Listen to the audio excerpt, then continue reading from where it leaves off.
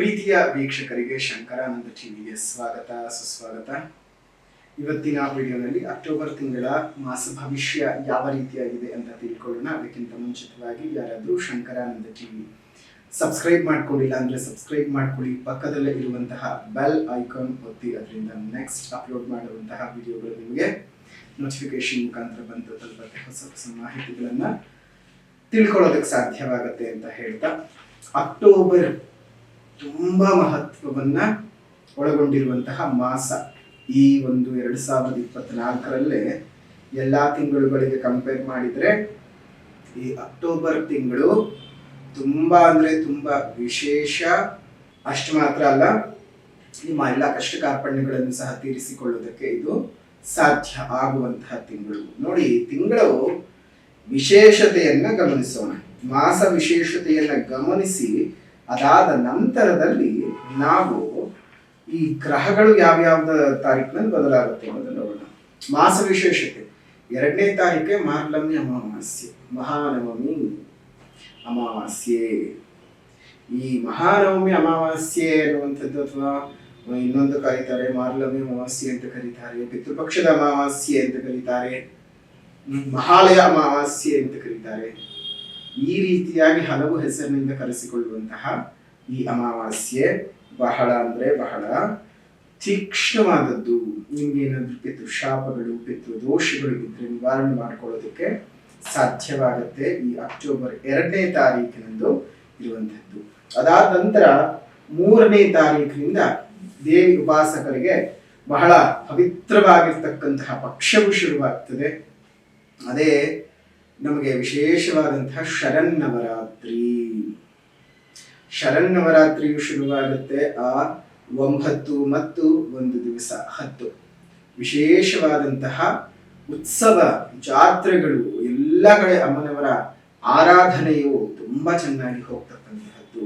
ಆ 3ನೇ ತಾರೀಕಿನಿಂದ ಹಿಡಿದು ನಮಗೆ 12ನೇ ತಾರೀಕಿನವರೆಗೂ ಸಹ 10 ದಿವಸಗಳು ಉತ್ಸವ. ತಮ್ಮೆಲ್ಲರಿಗೂ ಸಹ ದಸರಾ ಹಬ್ಬದ ಹಾರ್ದಿಕ ಶುಭಾಶಯಗಳನ್ನು ಸಹ ತಿಳಿಸ್ತಾ ಇದ್ದೇವೆ. ಅಮ್ಮನವರು ತಮ್ಮೆಲ್ಲರಿಗೂ ಸಹ ಒಳಿತನ್ನ ಉಂಟು ಮಾಡಲಿ. ಜೀವನದಲ್ಲಿರುವಂತಹ ಎಲ್ಲ ತಾಪತ್ರಯಗಳು ಸಹ ನಿವಾರಣೆಯಾಗಿ ನಿಮ್ಮ ಬದುಕಿನಲ್ಲಿ ಹೊಸ ಏಳಿಗೆಯು ಶುರುವಾಗಲಿ ಅಂತ ನಾವು ಸಹ ನಿಮಗೆ ಆಶೀರ್ವಾದವನ್ನು ಮಾಡ್ತೇವೆ. ದೇವರಲ್ಲಿ ನಾವು ಪ್ರಾರ್ಥನೆಯನ್ನು ಸಹ ನಾವು ಮಾಡ್ತೇವೆ. ಅದೇ ರೀತಿಯಾಗಿ ಇದೇ ತಿಂಗಳ ಕೊನೆಯ ದಿವಸ ನಮಗೆ ನರಕ ಚತುರ್ದಶಿ.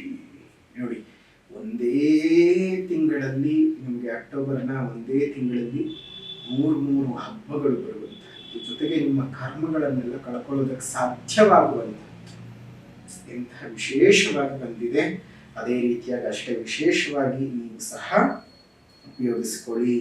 ಇನ್ನ 1ನೇ ತಾರೀಕು ನವೆಂಬರ್, ಅದು ಧನಲಕ್ಷ್ಮಿ ಪೂಜೆ ಆಗುತ್ತೆ. ಅದೆಲ್ಲ ನಾವು ಮುಂದಿನ ವಿಡಿಯೋಗಳನ್ನು ನಿಮ್ಗೆ ಅದನ್ನ ಹೇಳ್ಕೊಡ್ತಾ ಬರ್ತೇವೆ.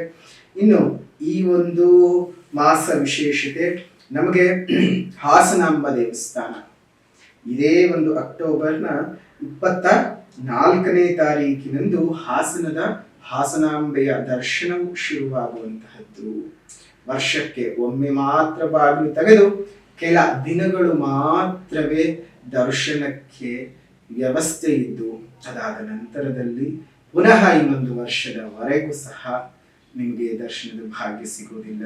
ಬ್ರಾಹ್ಮಿ, ವೈಷ್ಣವಿ, ಮಹೇಶ್ವರಿ ರೂಪಕದಲ್ಲಿರುವಂತಹ ಆ ಹಾಸನದ ಅಧಿದೇವತೆ ಹಾಸನಾಂಬ ದೇವಸ್ಥಾನ ಬಾಗಿಲು ಸಹ ಇದೇ ತಿಂಗಳು ತೆರೆಯುವಂಥದ್ದು. ಇದಿಷ್ಟು ಮಾಸ ವಿಶೇಷತೆಗಳಾಗುತ್ತೆ.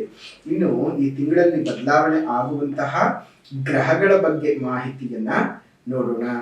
10ನೇ ತಾರೀಕು 10ನೇ ತಿಂಗಳು 2024ಕ್ಕೆ ತುಲಾ ರಾಶಿಗೆ ಬುಧ ಪ್ರವೇಶ ಮಾಡ್ತಾನೆ. ಇನ್ನು 12ನೇ ತಾರೀಕು 10ನೇ ತಿಂಗಳು 2024ಕ್ಕೆ ವೃಶ್ಚಿಕ ರಾಶಿಗೆ ಶುಕ್ರ ಪ್ರವೇಶ ಮಾಡ್ತಾನೆ. ಇನ್ನು 17ನೇ ತಾರೀಕು 10ನೇ ತಿಂಗಳು 2024ಕ್ಕೆ ತುಲಾ ರಾಶಿಗೆ ರವಿ ಪ್ರವೇಶ ಮಾಡ್ತಾನೆ. ಇನ್ನು 20ನೇ ತಾರೀಕು 10ನೇ ತಿಂಗಳು 2024ಕ್ಕೆ ಕಡಗರಾಶಿಗೆ ಕುಜ ಪ್ರವೇಶ ಮಾಡ್ತಾನೆ.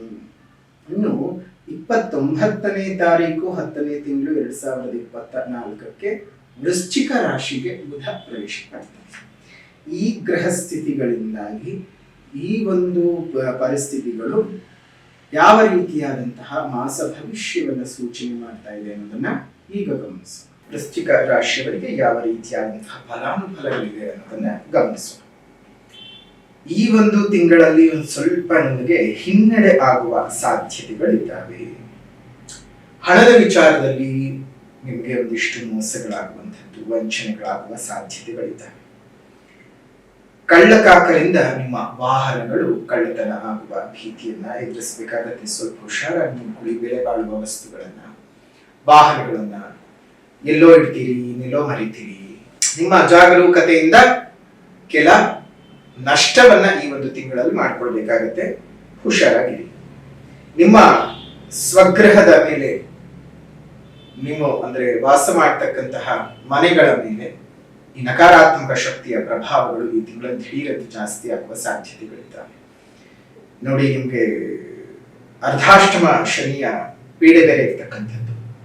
ಆದ್ರೆ ನೇರವಾದ ಗುರುವಿನ ದೃಷ್ಟಿ ಇದ್ದರೂ ಸಹ ನಿಮಗೆ ಈ ಒಂದು ಅರ್ಧಾಷ್ಟಮ ಶನಿಯ ಪೀಡೆಯ ಪ್ರಭಾವದಿಂದಾಗಿ ನಿಮ್ಮ ಅತ್ಯಂತ ಬೆಲೆ ಬಾಳುವಂತಹ ವಸ್ತುಗಳನ್ನ ಕಷ್ಟಪಟ್ಟು ಖರೀದಿ ಮಾಡಿ ಇಷ್ಟಪಟ್ಟು ಜೊತೆನಲ್ಲಿ ಇಟ್ಕೊಂಡಿರ್ತಕ್ಕಂತಹ ಕಾಪಾಡಿಕೊಳ್ಬೇಕು ಅನ್ನುವಂತಹ ವಸ್ತುಗಳನ್ನ ಕಳೆದುಕೊಳ್ಳುವ ಸಾಧ್ಯತೆಗಳು ಇದ್ದಾವೆ.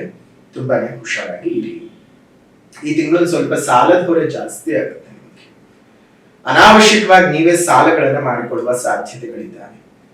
ಬೇಕು ಅಂದ್ರೆ ಮಾತ್ರ ಸಾಲ ಮಾಡಿ, ಇಲ್ಲ ಅಂದ್ರೆ ಮಾಡಕ್ ಹೋಗ್ಬೇಡಿ. ಸುಮ್ಮನೆ ಏನೋ ಮಾಡಕ್ ಹೋಗಿ ಇನ್ನೇನಕ್ಕೋ ಆಸೆ ಬಿದ್ದು ಅದರಿಂದ ಇನ್ನೊಂದೇನೋ ಒಂದಷ್ಟು ಸಮಸ್ಯೆಗಳನ್ನ ನೀವು ತಂದು ಹಾಕೋಬೇಕಾಗತ್ತೆ. ಹಾಗಾಗಿ ಮಾಡ್ಕೊಳಕ್ ಹೋಗೋದು ಬೇಡ. ಯಾವುದೇ ಕಾರಣಕ್ಕೂ ಈ ಒಂದು ಸಂದರ್ಭದಲ್ಲಿ ನಿಮಗೆ ಯೋಚನೆ ಮಾಡಿ ನಿಮ್ಮ ಜೀವನ ಮುಂದುವರಿಸುವಂಥದ್ದು ತುಂಬಾನೇ ಉತ್ತಮವಾದ ಸಂಗತಿ ಆಗಿರುತ್ತೆ. ವಿದ್ಯಾರ್ಥಿಗಳಿಗೆ ವಿದ್ಯಾಭಂಗಗಳು ಉಂಟಾಗುವಂಥದ್ದು, ಓದ್ತಾ ಇರುವಂತಹವರು ದಿಢೀರಂತೆ ಯಾವುದೋ ಒಂದು ವಿಚಾರಗಳಿಗೂ ಅಥವಾ ಇನ್ಯಾವುದೋ ಏನೋ ಒಂದು ಘಟನೆಗಳಿಂದಾಗಿ ನಿಮ್ಮ ವಿದ್ಯಾಭ್ಯಾಸವನ್ನು ಸ್ಥಗಿತಗೊಳಿಸತಕ್ಕಂಥ ಸಾಧ್ಯತೆಗಳಿದ್ದಾವೆ. ಆರೋಗ್ಯದ ಮೇಲೆ ಬಹಳ ಒತ್ತಡಗಳು ಬೀಳ್ತಕ್ಕಂಥದ್ದು, ಬೇರೆ ಬೇರೆಯಾಗಿರುವಂತಹ ಕಠಿಣ ಪರಿಸ್ಥಿತಿಗಳನ್ನ ಎದುರಿಸಬೇಕಾದಂತಹ ಸಂದರ್ಭಗಳು ಬರುತ್ತವೆ. ಅನಾರೋಗ್ಯ ಕಾಡುತ್ತೆ ನಿಮಗೆ. ಕಲಾವಿದರಿಗೆ, ಕ್ರೀಡಾಪಟುಗಳಿಗೆ ಸುಮ್ಮನೆ ಕೆಲಸವಿಲ್ಲದ ವಾತಾವರಣವನ್ನು ಎದುರಿಸಬೇಕಾಗತ್ತೆ. ಅಷ್ಟೊಂದು ಚೆನ್ನಾಗಿಲ್ಲ ವೃಶ್ಚಿಕ ರಾಶಿಯವರಿಗೆ ಈ ಒಂದು ತಿಂಗಳು. ಅದರ ಜೊತೆಗೆ ಮಾಸ ಭವಿಷ್ಯ ಬೇರೆ ಚೆನ್ನಾಗಿಲ್ಲ. ಅದ್ರ ಜೊತೆಗೆ ಅರ್ಧಾಷ್ಟಮ ಶನಿಯ ಪ್ರಭಾವ ಬೇರೆ. ಈ 4ನೇ ಮನೆಯ ಶನಿಯ ಪ್ರಭಾವ ನೇರವಾಗಿ ನಿಮ್ಮ ಸುಖ ಸ್ಥಾನಕ್ಕೆ ಒಂದು ಪೆಟ್ಟನ್ನು ಕೊಡುತ್ತೆ. ನೀವು ಯಾವ್ದ್ರಲ್ಲಿ ನೆಮ್ಮದಿ ಕಂಡುಕೋಬೇಕು, ಯಾವ್ದ್ರಲ್ಲಿ ಸೌಖ್ಯ ಕಂಡುಕೋಬೇಕು, ಯಾವ್ದ್ರಲ್ಲಿ ಸುಖ ಕಂಡುಕೋಬೇಕು ಅಂತ ಅಂದ್ಕೊಂಡಿರ್ತೀರೋ ಅಂತಹ ವಸ್ತುಗಳಿಂದ, ಅಂತಹ ವಿಚಾರಗಳಿಂದ, ಅಂತಹ ವ್ಯಕ್ತಿಗಳಿಂದಾನೇ ತೊಂದರೆಗಳನ್ನ ಅನುಭವಿಸಬೇಕಾಗುತ್ತೆ.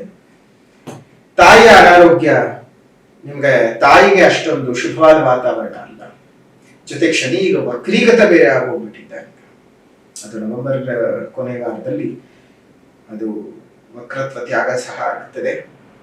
ಅದಕ್ಕೆ ಸಪರೇಟ್ ಆಗಿ ಇನ್ನೊಂದು ವಿಡಿಯೋವನ್ನು ಮಾಡಿ ಆಗ ಯಾವ ಒಂದು ರಾಶಿಗಳಿಗೆ ಒಳ್ಳೆದಿದೆ, ಯಾವ ರಾಶಿಗಳಿಗೆ ಕೆಡಕಿದೆ ಅನ್ನೋದನ್ನ ಮುಂದಿನ ವಿಡಿಯೋಗಳಲ್ಲಿ ಸಹ ನೋಡೋಣ. ಈ ಒಂದು ಸಂದರ್ಭದಲ್ಲಿ ವೃಶ್ಚಿಕ ರಾಶಿಯವರಿಗೆ ಈ ಅರ್ಧಾಷ್ಟಮ ಶನಿಯ ಪ್ರಭಾವ ಒಂದಷ್ಟು ತೊಂದರೆಗಳು, ತಾಪತ್ರೆಗಳು ಇದ್ದಾವೆ. ಆದರೂ ಸಹ ಒಂದು ಸಲ ನಿಮ್ಮ ಜನ್ಮ ಜಾತಕವನ್ನು ತೋರಿಸ್ಕೊಳ್ಳಿ. ಆ ಜನ್ಮ ಜಾತಕದಲ್ಲಿ ಏನಾದರೂ ನಿಮಗೆ ಅಷ್ಟಕ ವರ್ಗದಲ್ಲಿ 4 ಅಥವಾ ಅದಕ್ಕಿಂತ ಹೆಚ್ಚಿನ ಬಿಂದುಗಳು ಬಂದಿದ್ರೆ ಆ ಶನಿ ಪ್ರಭಾವ ಕಡಿಮೆ ಆಗುತ್ತೆ. ಶನಿ ನಿಮ್ಗೆ ಅಷ್ಟೊಂದು ತೊಂದರೆ, ತಾಪತ್ರೆ ಕೊಡುತ್ತಿಲ್ಲ. ಅದಕ್ಕಿಂತ ಕಡಿಮೆ ಅಂದ್ರೆ 3, 2, 0, 1 ಈ ರೀತಿಯಾದಂತಹ ಬಿಂದುಗಳನ್ನು ಹೊಂದಿದ್ರೆ ವಿಪರೀತವಾದಂತಹ ಹಿಂಸೆಗಳನ್ನ ಅನುಭವಿಸಬೇಕಾಗ್ತದೆ. ಹುಷಾರಾಗಿದೆ. ಯಾಕಂದ್ರೆ ಅರ್ಧಾಷ್ಟಮ ಶನಿಯ ಪೀಡೆ ತುಂಬಾ ಹಿಂಸಾದಾಯಕವಾಗಿರುತ್ತೆ. ಖರ್ಚು ಅಂದ್ರೆ ಖರ್ಚು, ಆಸ್ಪತ್ರೆ ಖರ್ಚುಗಳು ನಿಮಗಲ್ಲ, ನಿಮ್ಮ ತಾಯಿ ಮತ್ತು ಮಾತೃ ಸಮಾನರಿಗೋಸ್ಕರ ನೀವು ಖರ್ಚು ಮಾಡಬೇಕಾಗುತ್ತೆ.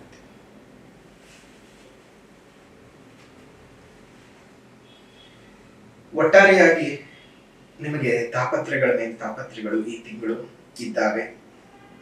ವ್ಯಾಧಿಗಳು, ಮಾನಸಿಕ ಹಿಂಸೆ, ದೈಹಿಕ ತಳಮಳಗಳು ಜಾಸ್ತಿ ಆಗ್ತಕ್ಕಂಥದ್ದು, ದಾಂಪತ್ಯ ಜೀವನದಲ್ಲಿ ಬಿರುಕುಗಳು, ಬಂಧು ಮಿತ್ರರಲ್ಲಿ ವಿರೋಧಾಭಾಸಗಳು ಉಂಟಾಗುವಂಥದ್ದು, ಈ ಬಡ್ಡಿ ವ್ಯವಹಾರವನ್ನ ಮಾಡ್ತಾ ಇರ್ತಕ್ಕಂಥವ್ರಿಗೆ ತೊಂದರೆ, ತಾಪತ್ರೆಗಳು ಬರುವಂಥದ್ದು, ಅತ್ಯಂತ ಆತ್ಮೀಯರಿಂದ ಅಪವಾದಗಳನ್ನ ಎದುರಿಸಬೇಕಾಗುತ್ತೆ. ತೊಂದರೆ, ತಾಪತ್ರೆಗಳು ಬರ್ತವೆ. ನೆಮ್ಮದಿ ಎಂದು ಸಿಕ್ಕೋದಿಲ್ಲ. ತುಂಬಾನೇ ಹುಷಾರಾಗಿರಿ. ಅಕ್ಟೋಬರ್ನ ತಿಂಗಳಲ್ಲಿ ನಿಮ್ಗೆ ಅನುಕೂಲ ಮಾಡಿಕೊಡ್ತಕ್ಕಂತಹ ದಿನಾಂಕಗಳದ್ದು ಯಾವಪ್ಪ ಅಂತಂದ್ರೆ 7ನೇ ತಾರೀಕು, 13ನೇ ತಾರೀಕು, 20ನೇ ತಾರೀಕು, 21ನೇ ತಾರೀಕು, 29ನೇ ತಾರೀಕು, 30, 31. ಇದಿಷ್ಟು ನಿಮಗೆ ಅನುಕೂಲತೆಗಳನ್ನು ಮಾಡಿಕೊಡ್ತಕ್ಕಂತಹ ದಿನಾಂಕಗಳಾಗಿರುತ್ತವೆ. ಹಾಗಾಗಿ ಈ ದಿನಾಂಕಗಳು ಸ್ವಲ್ಪ ಚೆನ್ನಾಗಿರ್ತವೆ.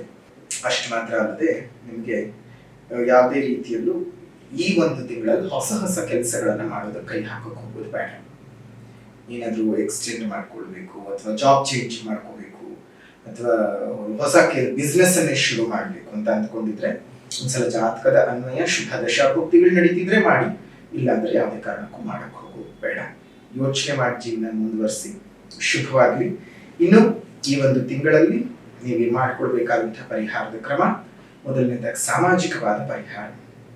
ಸಾಮಾಜಿಕವಾದ ಪರಿಹಾರ ಅಂತ ಬಂದಾಗ ಪ್ರಕೃತಿಯನ್ನು ಉಳಿಸ್ಕೊಳ್ಬೇಕು, ಪ್ರಕೃತಿಯನ್ನು ಬೆಳೆಸಬೇಕು. ಸಾಧ್ಯವಾದ ಕಡೆ ಗಿಡಗಳನ್ನು ನೆಟ್ಟು ಪೋಷಣೆ ಮಾಡಿ. ಈ ಒಂದು ತಿಂಗಳಲ್ಲಿ ನೀವು ಮಾಡ್ಕೊಳ್ಬೇಕಾದಂತಹ ಆಧ್ಯಾತ್ಮಿಕ ಪರಿಹಾರ ಏನಪ್ಪಾ ಅನ್ನೋದನ್ನು ನೋಡೋಣ. ಅದ್ರ ಜೊತೆಗೆ ಇಷ್ಟೆಲ್ಲ ಸಮಸ್ಯೆಗಳು ಉಂಟಾಗುತ್ತೆ. ಎಷ್ಟೋ ಜನರಿಗೆ ಬೇಕಾದಷ್ಟು ಬೇರೆ ಬೇರೆ ರೀತಿಯ ಸಮಸ್ಯೆಗಳು ಬರ್ತಾ ಇರುತ್ತವೆ. ಕೆಲವೊಬ್ಬರಿಗೆ ಪರಿಹಾರಗಳನ್ನ ಹೇಳಿದ ರೀತಿಯಲ್ಲಿ ಮಾಡ್ಕೊಳ್ಳೋದಕ್ಕೆ ಸಾಧ್ಯ ಆಗ್ತಿರೋದಿಲ್ಲ. ದೃಷ್ಟಿ ದೋಷಗಳು ಉಂಟಾಗ್ತಿರುತ್ತೆ. ಎಷ್ಟೋ ಕೆಲಸ ಕಾರ್ಯಗಳನ್ನ ಕೈ ಹಾಕಿದ್ರೂ ಸಹ ಆಗದೆ ಇರುವಂತಹ ಸಂದರ್ಭಗಳು ಇರುತ್ತವೆ. ಪ್ರಯತ್ನ ಪಟ್ಟು ಪಟ್ಟು ಪಟ್ಟು ಸೋಲ್ತಾ ಇರ್ಬೇಕಾಗುತ್ತೆ. ಅಂಥವರಿಗೆಲ್ಲ ಸರ್ವಕಾರ್ಯ ಸಿದ್ಧಿ ತಾಯಿತವನ್ನ ಇದೇ ಮಾರ್ಲಮಿ ಅಮಾವಾಸ್ಯೆಗೆ ಮಾಡ್ತಾ ಇದ್ದೇವೆ. ಈ ಮಹಾಲಯ ಅಮಾವಾಸ್ಯೆ ಮತ್ತು ದಸರಾ ಹಬ್ಬದ ಸಂದರ್ಭಕ್ಕೆ ಬರುವಂತಹ ಈ ವಿಶೇಷವಾದಂತಹ ಪರ್ವ ಕಾಲದಂದು ಆ ವಿಶೇಷವಾದಂತಹ ಮೂಲಿಕಾ ತಾಯಿತವನ್ನು ಮಾಡ್ತಾ ಇದ್ದೇವೆ. ಅದನ್ನ ನೀವು ಬಲಗಡೆ ತೋಳ್ನಲ್ಲಿ ಅಥವಾ ಸೊಂಟದಲ್ಲಿ ಧರಿಸೋದ್ರಿಂದ ನಿಮ್ಗಾಗುವಂತಹ ದೃಷ್ಟಿ ದೋಷಗಳು, ಕೃತಿಮ ದೋಷಗಳು, ಮಾಟಮಂತ್ರ ದೋಷಗಳು ಅಥವಾ ಇನ್ಯಾವುದೇ ರೀತಿಯಾದಂತಹ ಕೆಲಸ ಕಾರ್ಯಗಳು ಆಗ್ತಾ ಇಲ್ಲ, ನಮ್ಗೆ ಎಲ್ಲಾ ವಿಧದಲ್ಲೂ ತಡೆ ಆಗ್ತಾ ಇದೆ ಅಂತ ಅಂದುಕೊಂಡಿದ್ರೆ ಆ ತಾಯಿತವನ್ನ ಧರಿಸೋದ್ರಿಂದ, ಬೆಳ್ಳಿದ್ದು ಅಥವಾ ಹಿತ್ತಾಳೆಯ ತಾಯಿತವನ್ನ ಧರಿಸೋದ್ರಿಂದ ನಿಮ್ಗೆ ಅನುಕೂಲತೆಗಳು ಉಂಟಾಗುತ್ತೆ. ನಿಮ್ಮ ಹಣದ ವಸತಿಯ ಅನುಕೂಲವಾಗಿ ಬೆಳ್ಳಿಯದು ಬೇಕೋ ಅಥವಾ ಇದರದ್ದು ಹಿತ್ತಾಳೆದು ಬೇಕು ಅಂತ ಯೋಚನೆ ಮಾಡಿಕೊಂಡು ಅದನ್ನ ಧರಿಸ್ಕೊಂಡು ನೀವು ಧರಿಸ್ಕೊಳ್ಳಿ. ತಮ್ಮೆಲ್ಲರಿಗೂ ಸಹ ಅನುಕೂಲವಾಗ್ಲಿ. ಇನ್ನು ಈ ಒಂದು ತಿಂಗಳಲ್ಲಿ ಮಾಡಬೇಕಾದಂತಹ ಸ್ತೋತ್ರದ ಪಠಣನಾದ್ರೂ ಏನಪ್ಪಾ ಅಂತ ಹೇಳಿದ್ರೆ ಕುಮಾರಸ್ವಾಮಿಯ ಸ್ತೋತ್ರದ ಪಠಣವನ್ನು ಮಾಡಿ, ಕುಮಾರಸ್ವಾಮಿಯ ಪೂಜೆಯನ್ನು ಮಾಡಿ. ತಮ್ಮೆಲ್ಲರಿಗೂ ಸಹ ಶುಭವಾಗ್ಲಿ. ಇದಾಗಿತ್ತು ಅಕ್ಟೋಬರ್ ತಿಂಗಳ ಮಾಸ ಭವಿಷ್ಯ ವೃಶ್ಚಿಕ ರಾಶಿಯವರಿಗೆ ಹೇಗಿದೆ ಅಂತ. ಈ ಒಂದು ವಿಡಿಯೋ ಇಷ್ಟ ಆಗಿದ್ರೆ ಲೈಕ್ ಮಾಡಿ, ಶೇರ್ ಮಾಡಿ, ಕಮೆಂಟ್ ಮಾಡಿ. ಪುನಃ ಮತ್ತೊಂದು ವಿಡಿಯೋನಲ್ಲಿ ಭೇಟಿ ಮಾಡೋಣ. ಅಲ್ಲಿವರೆಗೂ ನಮಸ್ಕಾರ. ಲೋಕಾ ಸಮಸ್ತಾ ಸುಖಿನೋ ಭವಂತು, ಸಕಲ ಸನ್ಮಂಗಳಾನಿ ಭವಂತು, ಸರ್ವೇ ಜನಾಃ ಸುಖಿನೋ ಭವಂತು, ಸಮಸ್ತ ಸನ್ಮಂಗಳಾನಿ ಭವಂತು.